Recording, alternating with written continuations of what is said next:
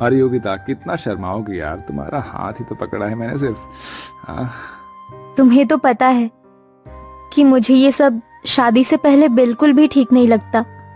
और वैसे भी हम पब्लिक प्लेस में हैं। तुमसे कब से कह रही हूँ कि हमें अपनी फैमिली में एक दूसरे के बारे में बता देना चाहिए। अरे बाबा, मैंने ऑलरेडी तुम्हारे बारे में अपने घर वालों को बता दिया है यार, अब तो बस तुम्हारी बारी है। तुम सच कह रहे हो? I love you Aarav. मैं आज ही अपने मम्मी पापा से बात करती हूँ।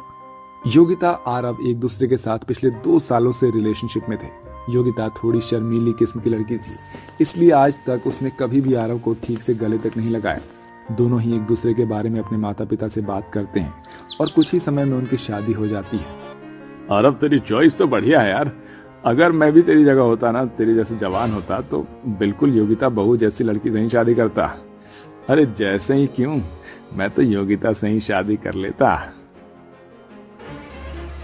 अपने गृह प्रवेश पर अपने ससुर के मुंह से ऐसी बात सुनकर योगिता को काफी अजीब महसूस होने लगता है, लेकिन वो इस बात पर ज्यादा ध्यान नहीं देती। अब आरव और योगिता अपने कमरे में चले जाते हैं और एक दूसरे के साथ काफी अच्छा वक्त बिताते हैं। और आज योगिता का उसके ससुराल में पहला दिन होता है। योगिता अपने कमरे में तैयार हो रही होती है कि तभी योगिता की नंद प्रिया उसके कमरे में आती है। ओ भाभी, इस रेड साड़ी में तो काफी सुंदर लग रही हो।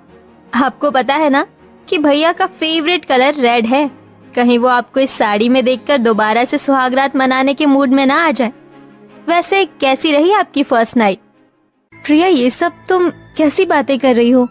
मैं तुम्हारी भाभी हूँ, कोई सहेली तो नहीं। भाभी, ये तो बस नॉर्मल है। बताइए ना, क्या क्या किया आपने रात में? आने वाले कुछ समय में मेरी भी शादी हो जाएगी। आप क्या अपनी नंद को टिप्स नहीं देंगी? भगवान, ये कैसी ठरकी नंद मिली है मुझे। भला अपनी भाभी से कोई इस तरह बेशर्मी से बात करता है क्या? दरअसल योगिता के ससुराल वाले थोड़े आजाद ख्याल वाले होते हैं, या यूं कहें कि थोड़े ठरकी किस्म के लोग होते हैं। घर में बहू आ जाने के बावजूद भी उन लोगों में जरा भी समझ नहीं थी। बच्चे तो बच्चे, घर के बड़े भी कुछ इसी किस्म के थे। आज तो कुछ ज्यादा ही काम था घर में।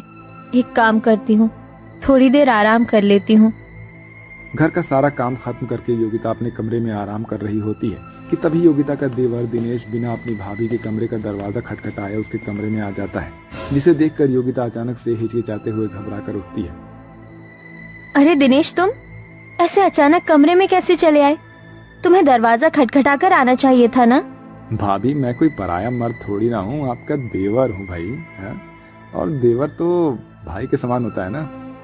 वो तो मैं आपसे कहने आया था कि शाम को मेरे कुछ दोस्त आ रहे हैं, तो आप ना उनके लिए कुछ स्नैक्स वगैरह तैयार कर दीजिएगा।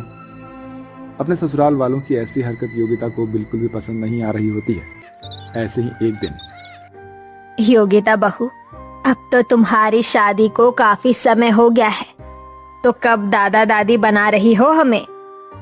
माँ जी, सामने ससुर जी बैठे हैं और आप उनके सामने ऐसी बातें कर रही हैं। तो क्या हुआ बहू, वैसे भी अमरावती बहू की माँ बनने की उम्र थोड़ी ना है, अभी तो उन्हें एंजॉय करना है। वैसे तुम एक दूसरे के साथ अच्छा वक्त बिता पाते हो ना। मेरा मतलब तुम्हारे बगल वाला कमरा ही हमारा है।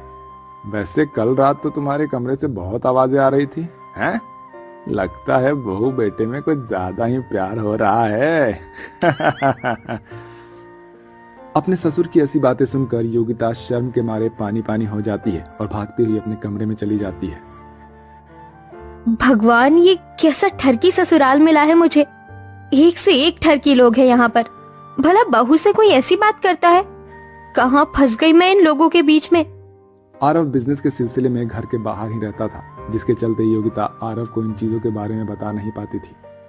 अरे योगिता बहू, कितनी बार कहा है तुझे कि ये सर पर घूंघट लेकर मत घुमा कर। हम मॉडर्न लोग हैं और हमारे यहाँ घूंघट वाली प्रथा नहीं है। हाँ हाँ, होगी भी क्यों। मॉडर्न के साथ साथ ये लोग ठरकी भी जो हैं। माँ जी, वो मुझे घूंघट में ही सही लगता है। बिना घूंघट के मुझे काफी अजीब लगेगा।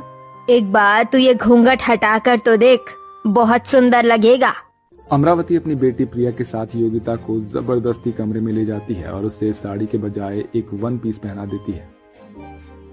वाह भाभी, आप कितनी हॉट लग रही हो।